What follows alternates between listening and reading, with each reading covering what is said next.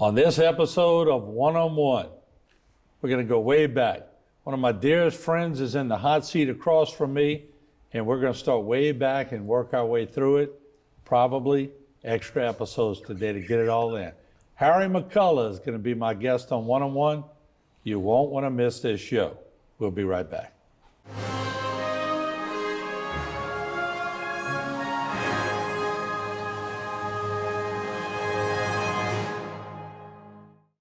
One-on-One is brought to you by the Law Office of Waits and Downer.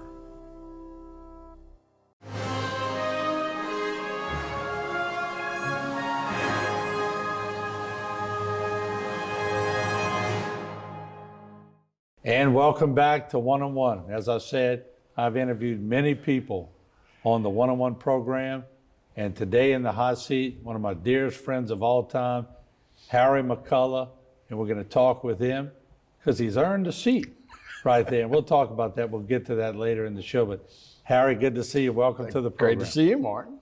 Who'd have thought that we'd ever be sitting down doing a one-on-one show? And we'll try to be serious, but there's some light moments along the way. A few. I was trying to recall.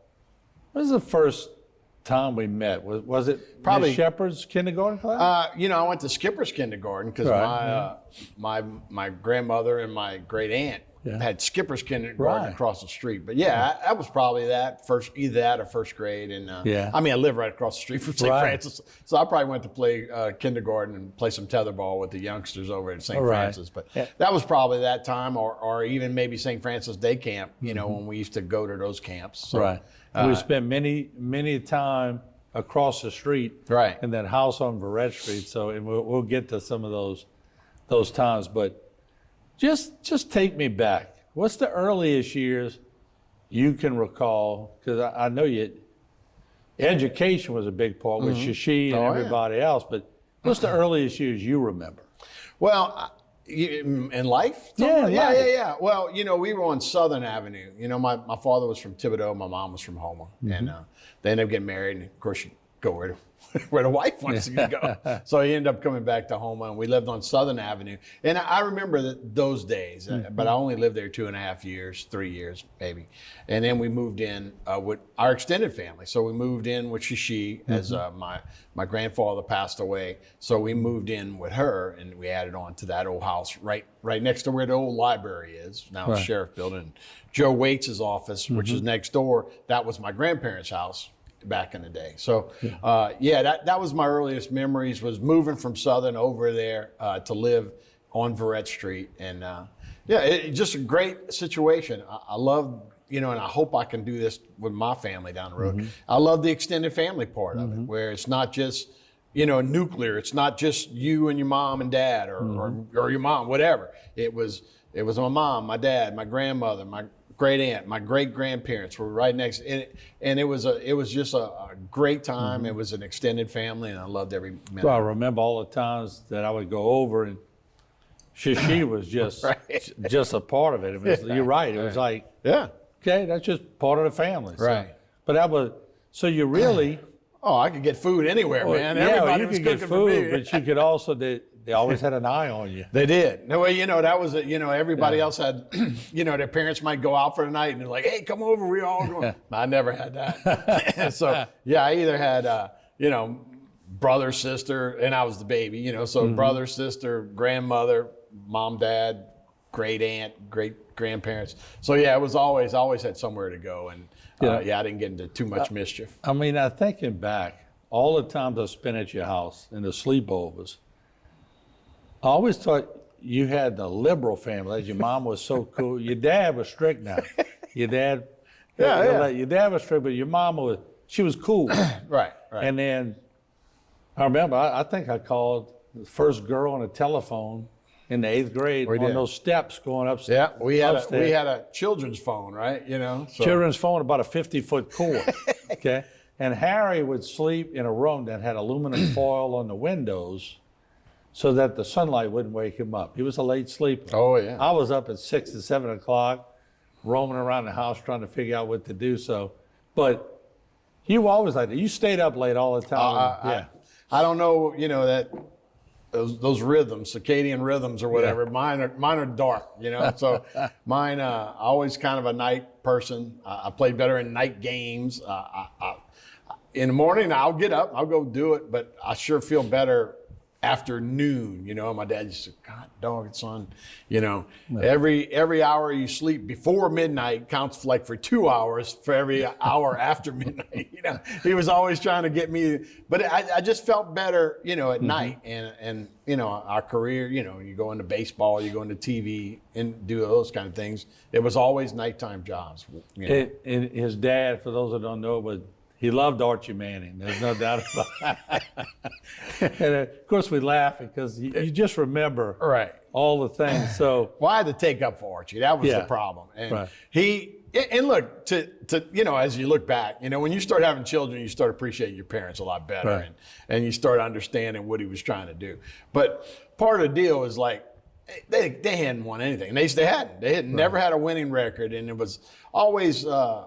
I remember Hap Gaudy saying the same thing. You know, I love Archie. He's great. He was a great ambassador. But those quarterbacks, those special guys, figure out a way to lead a whole franchise to winning records. And Archie never did. And my dad just thought he was more of a stat compiler. He'd look down and kind of throw that ball out to Galbraith or Muncie, you know, and catch, you know, where he had 70% completions. But we ended up losing the game because they were third and long, and, you know, they get 10 yards when they needed 15, you know? Right. So.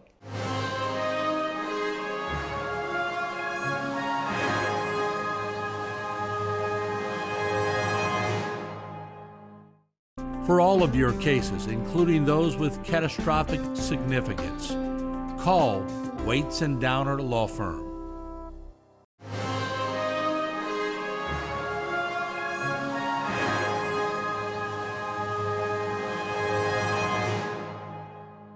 Your house was also sort of the social base. Yeah. I remember Dr. Tommy, Miss Bonnie come in, your aunt and your uncle, the bourgeois would come in.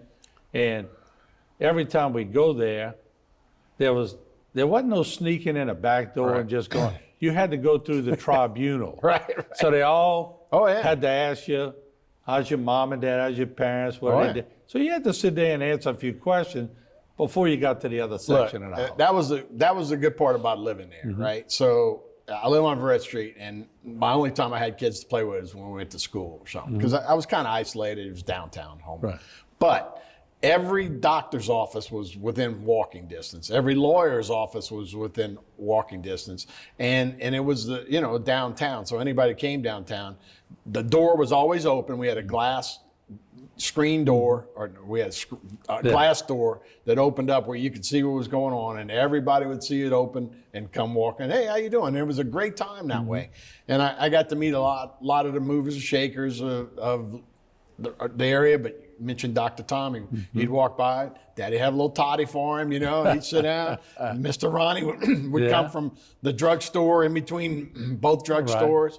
You know, all the lawyers in town, when they'd be going to courthouse, Cookie Shaw. Shaw worked right behind. Yeah. All of those guys, you know, and any family, you know, that seemed to be what we did. I'm sure y'all did the same thing going to Labadeville and Thibodaux. But on Saturdays, you know, I don't want to make it sound like we were in horse and buggy days, but when you want to do something, the family would all jump in the car and we'd drive to New Orleans to go see our cousins, or drive to Thibodaux. And so the same thing happened. People just stop by, they'd see the door open and come in, and it was a great time. Like I said, and then, you know, with extended family, so you got generations of people that would stop by and say hello, which was an awesome learning experience to see how they talked and learned. And I'd get to show off. Dad throw me football, you know, I'd name I had all base football cards. You know, everybody else had baseball cards. I had football cards. And so, you know, I'd know every starting lineup for the NFL team. So people would come in and quiz me as a little kid, you know. So that's kind of how I got into When broadcasting. you walked in Harry and M's foyer or living room, there were pictures all over the wall. I mean, there were just Annie Manny, Miss McCulla. We call her Annie Manny. It was a shrine. She had it all over.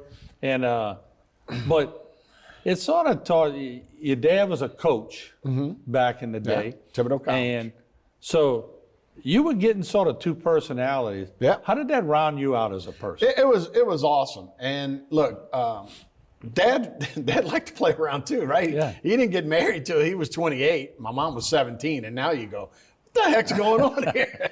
But that's what everybody was doing. Yeah. I mean, her class that graduated from 52 from Terrebonne High, every one of her friends got married that summer. You know, it was just that time. It just so happened that Dad was just a little older fella, and he went to LSU, and the war started. He went up to Washington, D.C. and worked for Allen Ellender and did a few of those things. So he didn't get married right out of high school like everybody else, and then he was coming back into the circuit. He met my mom down in Grand Isle. Of course, she lied to him, told she was older, but it said it was too late. He was in love with that redhead. So they got married. So it was a generational thing too, though. They were really 11 years apart. And my dad was a little more serious. They'd grown up a little closer to the Depression. My mom was the baby of her family. And, you know, we babies seem to, you know, play around a little more. And so, but she was also closer to our generation. You know, it was like, it was a couple of generations apart. My grandmother, and then 10 years later, or actually 20 years later is my dad, and 10 years later is my mom, and then, you know, 19 years later is my brother. So we were, you know, separated pretty good like that, but you got to learn from each one of them. And my dad liked to cut loose a little bit, but yeah, I mean, obviously back in the day when a dad walked in, you didn't go turn on Cartoon Network. You watched what he was watching, right? He grabbed the clicker out of your hand and put it on news or whatever. So you just kind of had to gauge where they were at in life. And then my mom was, you know, a homemaker, and then later became a nurse down the road, and she went to work too. So, but yeah, both sides were really funny and had a good time. And when you got to know them, Especially when you went off to play baseball. Oh, I'd go visit, whether your dad was there or your mom was there. They always wanted to cook you some food. Oh, absolutely. It was all about food and all about, you know, going to games and just having a good time. So.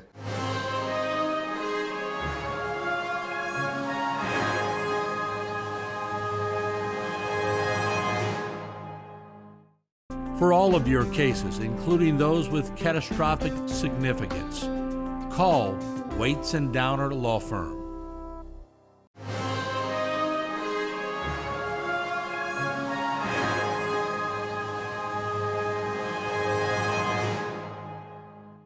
And Harry is a big dog lover. I mean, if you see Harry in the neighborhood walking dogs, he didn't start that on his own. His dad had poodles that, I think one was Did Jack. tricks. Yeah, we had Bo, Sparky, Jack. Jack. Yeah, they always and did tricks. And the tricks that your dad, I'm going, how the heck does he teach these dogs? Train how to those do that? dogs. We had birds he trained. The famous bird story. Drew Bro, if you're watching, well, I'll leave it at that. So anyway, where did he get that from? I don't know. You know, we live next to St. Francis, right? So we used to always go, oh, St. Francis here with all the animal stuff, you know? Yeah. So I guess, you know, and look, I think you can tell a lot about a person by the way they treat animals, tell you the truth. You know, I think he was a kind-hearted guy, and he just loved animals and just loved training them and spending time with them. He came across sort of hard sometimes, but he wasn't hard at all. Yeah, who was he fooling? No, he wasn't fooling anybody. He was almost a caricature of Jackie Gleason, Archie Bunker, Fred Flintstone, you know, kind of all mixed into one. But yeah, no, he had a great, you know, soft heart. You know, he tried to be tough, you know, but he had a soft heart. I mean, he wanted us to do the right thing. Right. He wasn't real fired up if we kind of strayed too much. I remember you had that Opel Cadet. What? Yeah. And it's standard. And I wish I'd have learned how to drive a standard, because years later when Buddy McNabb tried to teach me how to drive a standard at Patty Martin's 8th grade party, I let it up too soon and I ran over the mailbox. So if I'd have learned how to drive that standard, I'd have been in good shape. But those were fun times, right? They really were. And like I said, you know, I couldn't ask for the whole thing, you know, extended family, great family, brothers and sisters were all working, playing sports, and that was kind of our entertainment, was watching them. Right. You know, I always tell Eddie in that group, you know, Eddie and Fritz and Mike and Craig Molizon, they were our role models, because you know, our parents were kind of that first they weren't travel baseball or travel Right. football, but they went to every game, man. And we got to go to every one, and those were my heroes. So when then you guys get to tag along with us, you know, and your brothers weren't quite as old as mine were. So it was just an awesome time, and you know, and growing up right where we did, it was a fun time, and you know, we're real fortunate. The time we grew up was a fortunate time. You remember that Van, especially when Mike Robichaud was quarterback? Yeah. And later Fritz, you know. And I went to Tallulah. Yeah. Barry Blackwell, Right. Mike Robichaud. But we would go to the games, beg Mama to go to the games. She'd let me go. We had those Paisley shirts back then. If we'd have kept them long enough and we'd have still been It'd slim, come back in style, because the ties did. But remember, we'd put the rocks in the cups Oh, yeah, and play. and have the game. With the cinders from the track. There's old cinder track. So we'd grab a cup, put the cinders in there, and then we'd play football. So we didn't know who was winning. Occasionally we'd look up at the... Right. But years later, I ran into Mike Robichaud, who came back for a reunion, and I went up to introduce myself, and he said, Morton, I know you. I'll follow HTV. Nice. So he was following us, but you're right. Those guys were bigger than life. They were. Yeah. And we used to know. And look, we were kind of probably nerdy from that respect. I don't know if other people followed us when we were in high school like we followed those guys. But this week I went to a wedding in White Castle. I was like, Wayne Wells. Remember Wayne Wells, linebacker? Donaldsonville. Right, Donaldsonville. Yeah. And then Valentine and Bolton are from White Castle. Anyway, I was And telling Jules my wife. Hoob caught Valentine twice. I was telling my wife, I was like, I don't know if anybody else remembers that, but I remember playing against those guys, you know, passed by Donaldsonville or passed by, you know, White Castle. The Robichauds at Burley. Started remembering those things. So, but anyway, that's how we grew up, and that's why we always wanted to play. Our birthday parties, we'd go, Eddie would be the coach, right? We'd At go, Vanderbilt. We'd all have, like, I had a Roman Gabriel uniform and a Bob Lilly uniform. And I had a Joe Cap. Joe Cap. Yeah, I love Joe Cap, man. He was the man. You know, Mike so Sake that took was one our team and Eddie took the other. Right, that's right. And half of my uniforms were on half of the guys. You know, I'd dig. You know, that was Security Sporting Goods every Christmas. Right. We're going to get another. So Well, that was a big deal. I had you know, Jones Dick Sporting Butkus, Goods, yeah. Dick Butkus, Bob Lilly, Roman Gabriel. God, I remember that. God, you bring back some memories. We had those monkey helmets. Yeah. Where the ears would come out. Of course, it took that for mine. But, you know, back in the day, we all played sports. We played rough 21 in basketball. My dad used to always ask, what do y'all play, football or basketball? So we're playing basketball, but it's a Everyone war. against everyone. I mean, you could do whatever you had to do to stop them from scoring. It was sort of like the Pistons back in the day. So we sort of grew up tough, didn't we? Well, we had to, or I mean, you didn't have to. You could not participate. Eddie made sure you grew up tough. Exactly. Every time I'd walk by him, he'd push me or punch me, and I'd cry to Mom. But eventually, you know, I was like, all right. I can see your mom. Do not mess with my boy. That's right. Yeah. That's right.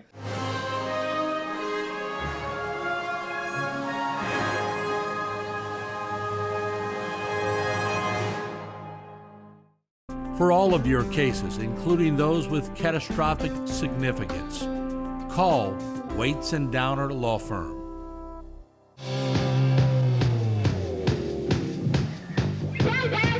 Why? Why are you there? Well, let me roll up onto the sidewalk and take a look. Yes. Whoa! She's beautiful. I'm talking about a Yankee Rose.